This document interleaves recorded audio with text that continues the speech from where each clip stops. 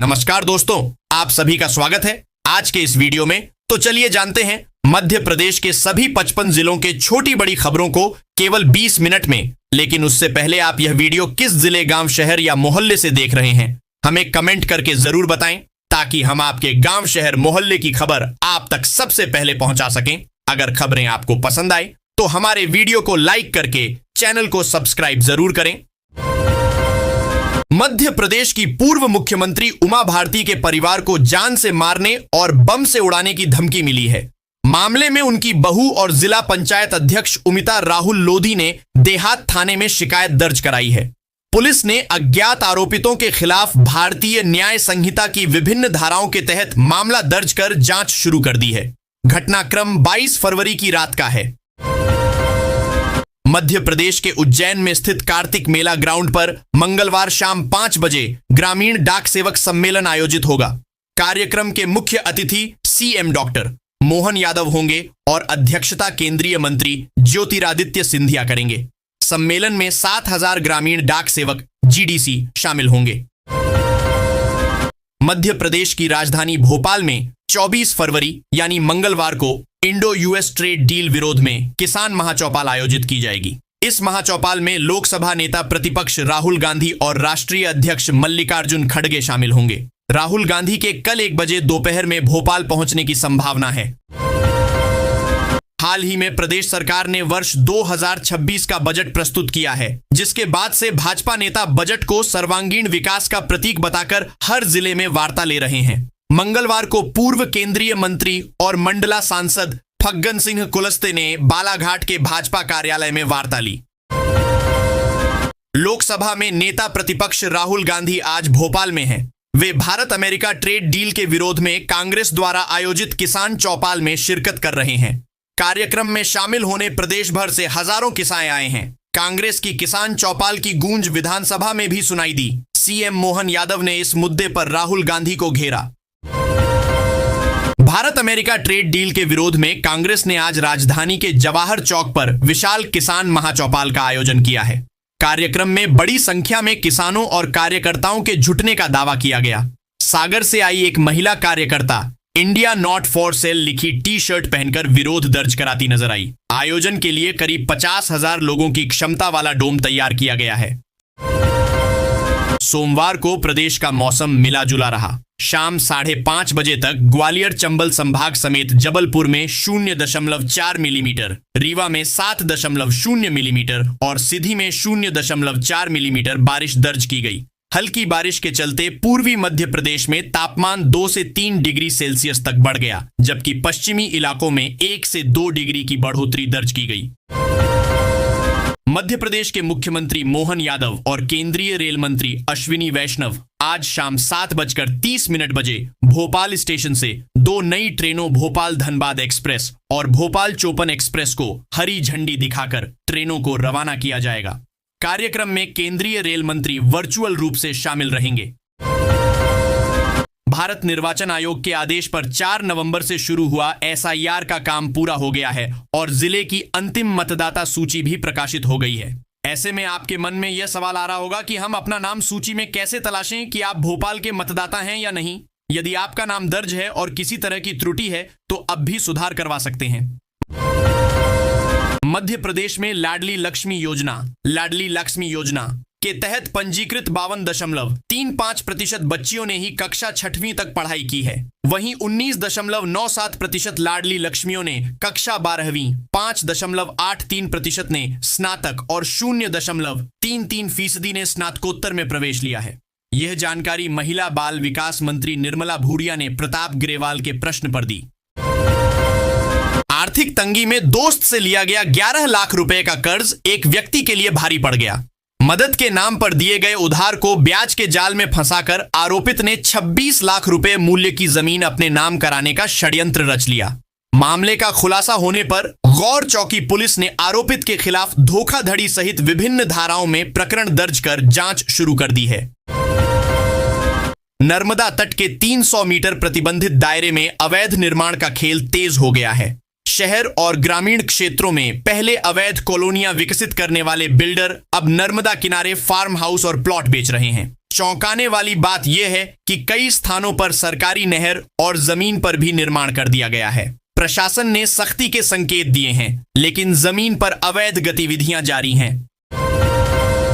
Madhya Pradesh high court की एकल पीठ ने प्रदेश के करीब 23,000 ग्राम रोजगार सहायकों को महत्वपूर्ण अंतरिम राहत प्रदान की है। न्यायमूर्ति विशाल धागत ने राज्य सरकार द्वारा जारी ग्राम रोजगार सहायक मार्गदर्शिका 2025 के क्रियान्वयन पर अगली सुनवाई तक रोक लगा दी है। अदालत ने स्पष्ट किया है कि आगामी आदेश तक मार्गदर्शिका के प्रावधान लागू नहीं किए जाएंगे और किसी भी ग्राम रोजगार सहायक का स्थानांतरण नहीं होगा। धार भोजशाला मामले में भारतीय पुरातत्व सर्वेक्षण ASI की जिस रिपोर्ट को सुप्रीम कोर्ट सीलबंद मान रहा था, वह 2 साल से पक्षकारों के पास है।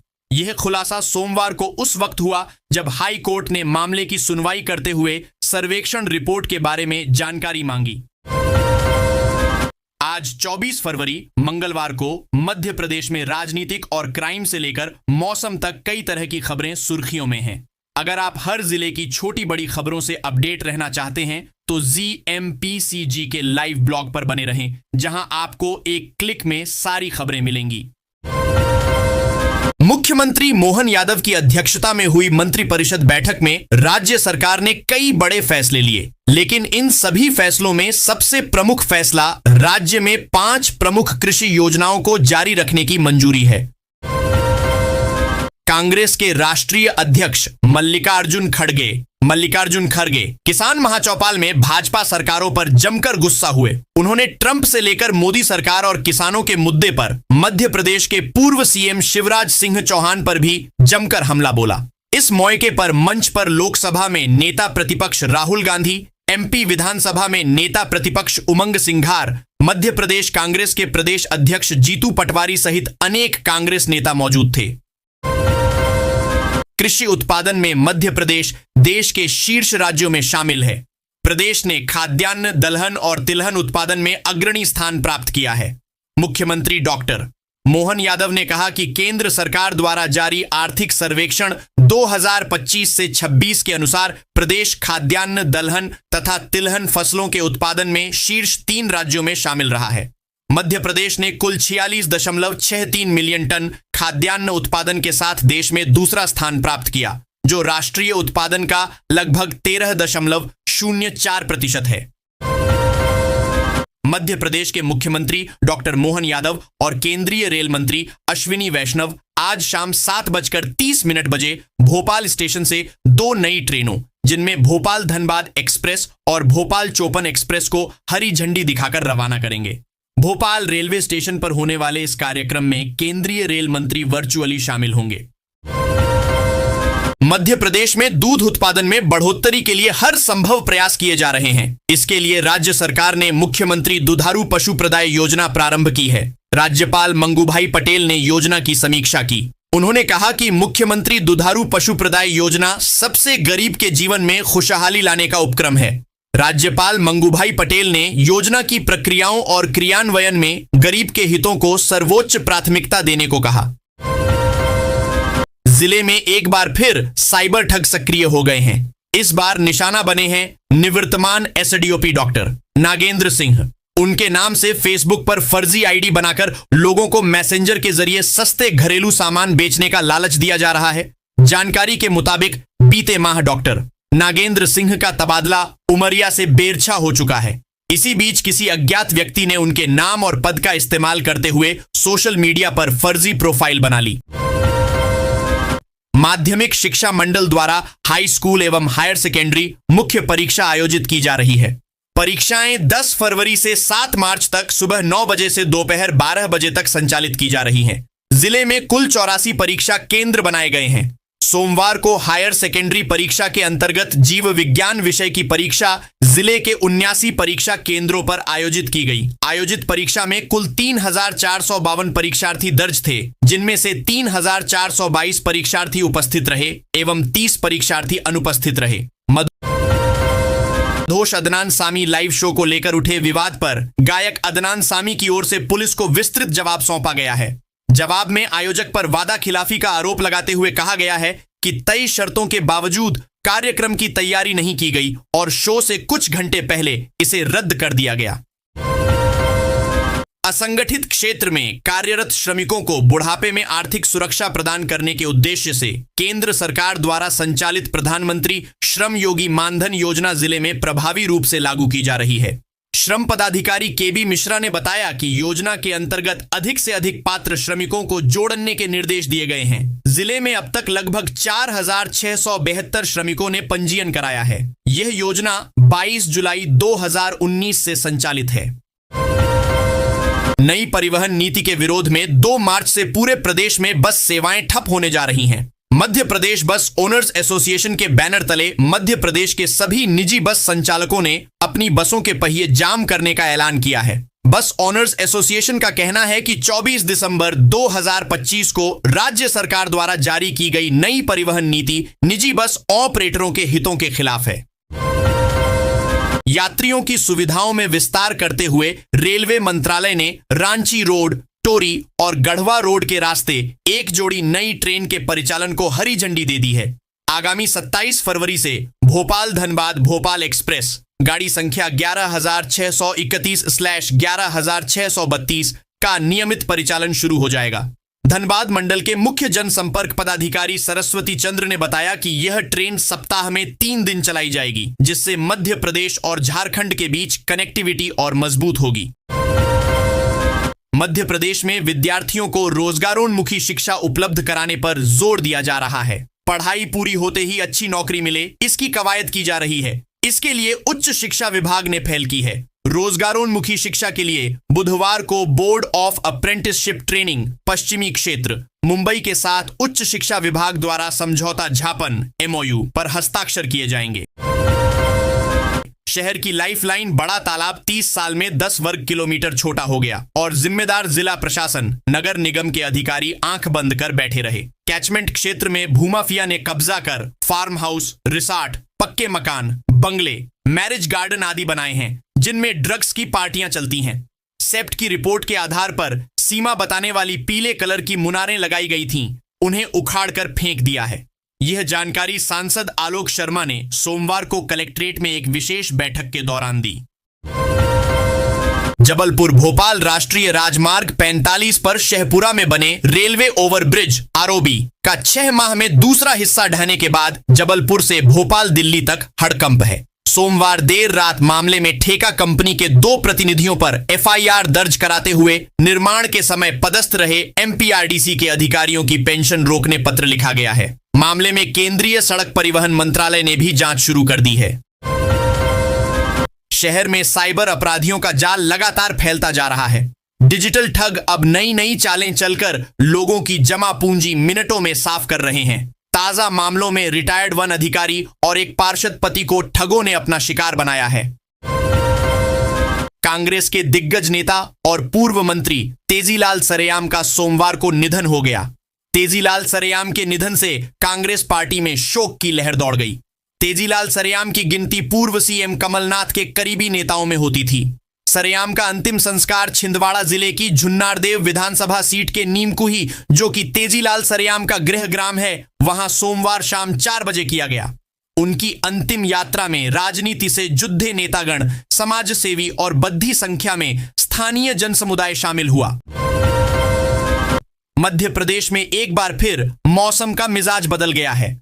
खासकर प्रदेश के पूर्वी हिस्से में अनेक स्थानों पर तेज हवा, गरज चमक के साथ बारिश हो रही है। बंगाल की खाड़ी और अरब सागर से आ रही नमी के कारण मौसम के मिजाज में यह बदलाव आया है। 2 दिन के बाद मौसम शुष्क होगा। फिलहाल तापमान में बहुत ज्यादा उतार चढ़ाव के आसार नहीं है। प्रदेश के ग्रामीण और दूर दराज के इलाकों में स्वास्थ्य सेवाओं की पहुंच को और अधिक प्रभावी और त्वरित बनाने के लिए स्वास्थ्य विभाग अब मोबिलिटी सपोर्ट वाहनों की व्यवस्था शुरू कर रहा है। इन वाहनों का मुख्य उद्देश्य विभाग के अधिकारियों, डॉक्टरों और पैरामेडिकल कर्मियों को फील्ड ड्यूटी के दौरान सुगम और समयबद्ध आवागमन की सुविधा उपलब्ध कराना है। ये मोबिलिटी सपोर्ट वाहन विभाग के लिए गतिशीलता सहायता का काम करेंगे। शहर में बिजली उपभोक्ताओं की समस्याएं कम होने का नाम नहीं ले रही हैं। बिल में गड़बड़ी, मीटर तेज चलने और मीटर रीडिंग सही नहीं होने जैसी शिकायतें बड़ी संख्या में सीएम हेल्पलाइन में दर्ज कराई जा रही हैं। वर्तमान में L3 स्तर पर 185 शिकायतें लंबित हैं। इन शिकायतों में सबसे अधिक मामले बिजली बिल में गड़बड़ी से जुड़े हैं। उपभोक्ताओं का कहना है कि वास्तविक खपत से अधिक बिल जारी किए जा रहे हैं, जबकि कई स्थानों पर मीटर रीडिंग समय पर नहीं ली जा रही या गलत दर्ज की जा रही है। भिक्षा नहीं, शिक्षा लो के संदेश को धरातल पर उतारते हुए इंदौर में 40 बच्चों को स्कूल में सीधा प्रवेश दिलाया गया। जिला प्रशासन की अनूठी पहल के तहत शहर में भिक्षावृत्ति करने वाले परिवारों के बच्चों को स्कूल की राह मिली है। ये बच्चे इससे पहले कभी विद्यालय नहीं जा पाए थे। स्कूल से दूर रहने के कारण गलत आदतों में जाने का अंदेशा था, इसलिए प्रशासन ने सभी को स्कूल में प्रवेश दिलाया। इंदौर में भिक्षावृत्ति उन्मूलन अभियान के तहत भिक्षुकों का रेस्क्यू कर पुनर्वास किया जा रहा है। साथ ही भिक्षावृत्ति करने वाले परिवारों के बच्चों को स्कूल में प्रवेश दिलाया जा रहा है। नगर परिषद सिराली का कचरा वाहन सुधारने के बाद जब मैकेनिक को उसकी मेहनत की राशि नहीं मिली तो वह हाथ में कटोरा लेकर मंगलवार को जन सुनवाई में कलेक्टर सिद्धार्थ जैन के सामने खड़ा हो गया। मैकेनिक पिछले करीब 4 माह से राशि पाने के लिए भटक रहा है। आवेदन देते हुए खिड़किया निवासी मैकेनिक भोला सैनी ने बताया कि उसने नगर परिषद सिराली के कचरा वाहन की मरम्मत की थी। इस काम में उसे 12,000 से अधिक का खर्चा आया था। इंदौर में 19वीं अखिल भारतीय पुलिस शूटिंग खेल चैंपियनशिप 2025 का 24 फरवरी को शुभारंभ हुआ। बीएसएफ के केंद्रीय आयुध एवं युद्ध कौशल विद्यालय CSWT द्वारा आयोजित इस प्रतियोगिता का शुभारंभ मध्य प्रदेश के पुलिस महानिदेशक कैलाश मकवाणा ने किया। इंदौर की रेवती रेंज में आयोजित कार्यक्रम में उन्होंने प्रतियोगिता के सफल आयोजन के लिए बीएसएफ एवं CSWT को शुभकामनाएं दी। एमपी के नगरीय निकायों में कर वसूली के लिए सख्ती की जा रही है। इस संबंध में आयुक्त द्वारा निर्देश जारी किए गए हैं। उन्होंने निकायों में कर वसूली के लिए 25 फरवरी को विशेष शिविर लगाने को कहा है। आयुक्त ने कहा कि सभी निकाय चरणबद्ध रूप से निर्धारित प्रतिशत के अनुसार वसूली सुनिश्चित करें। नगरीय प्रशासन एवं विकास संचालनालय द्वारा सभी नगरीय निकायों में कर एवं अन्य राजस्व वसूली के लिए विशेष शिविर में नागरिकों को ऑनलाइन माध्यम से भुगतान करने की सुविधा प्रदान की जा रही है। शिवपुरी में देहात थाना अंतर्गत महल सराय की आदिवासी बस्ती में मंगलवार दोपहर उस वक्त हड़कंप मच गया जब नगर पालिका के कर्मचारियों पर लोगों ने हमला कर दिया। लोगों ने दौड़ा दौड़ा कर कर्मचारियों को पीटा। एक शासकीय शौचालय में तोड़फोड़ कर रहे लोगों को रोकने के लिए नगर पालिका की अतिक्रमण विरोधी टीम मौके पर पहुंची थी। इसी दौरान टीम के 2 सदस्यों के साथ जमकर मारपीट की गई। उज्जैन के महाकाल और ओंकारेश्वर का प्रसाद अब भारतीय डाक विभाग के माध्यम से घर घर आ सकेगा। इसके लिए पोस्टल सेवा शुरू हुई। उज्जैन में ग्रामीण डाक सेवक सम्मेलन में मुख्यमंत्री डॉक्टर मोहन यादव और केंद्रीय संचार मंत्री ज्योतिरादित्य सिंधिया ने इस सेवा का शुभारंभ किया। कार्यक्रम में उज्जैन के दर्शनीय स्थलों के पिक्टोरियल पोस्ट कार्ड का विमोचन किया गया और मध्य प्रदेश के उत्कृष्ट कार्य करने वाले डाक नायकों का सम्मान भी किया गया।